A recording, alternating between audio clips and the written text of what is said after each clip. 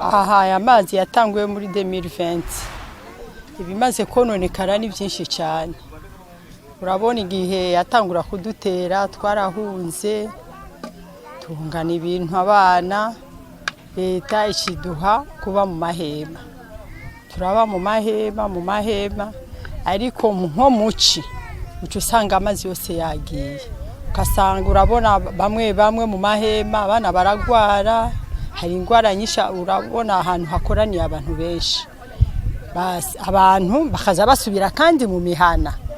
Imvura itanguye kandi ukaca usanga kandi intekera ku mutwe. Kandi nukuri twe abanyagihugu turarushe cyane kuko amane intekera ku mutwe buri gihe. Kandi urabona aya mazi ashobora gutera n'ingwara. Urabona umwana ntaho wo mwimira ashobora kujamwo akaja kubitoba gukiniramo. Urabona umwana ntaraba ati n'amazi mabi afa kwinjiramo. Ingaruka mbi y'aya mazi urabona yashobora kudutera ingwara nka kolera. Sawa, urabona abantu bamwe baramaze kugaruka, intuzenya amatwaretse bari bimvye ubu yaruzuye.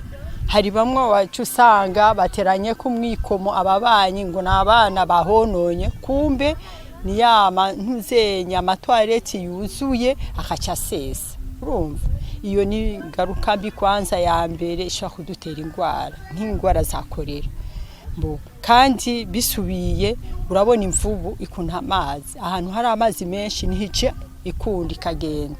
Urabona imvubu nk'abantu baba hari inyuma hagera saa 12 ukaje usanga imvubu ziraje.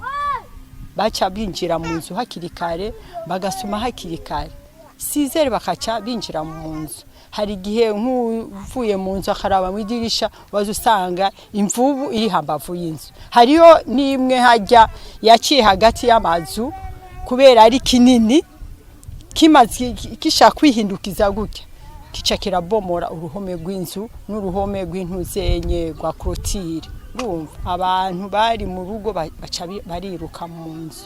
Ivyo byose ni ingaruka mbi. Urashobora kuba umuntu avuye ahantu akatubirana nayo ikimwica. Urabona ko ari igikoko.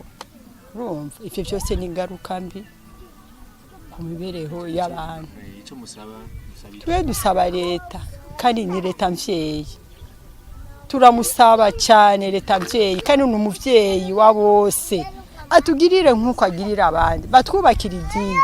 Kuva batangura mu mahema baguma batubwira bari hafi yo kubakira Amadigi ngo amafaranga yarabonetse, ariko twararinzi. Urabona amazi aduteye kandi idigi ntibararikora.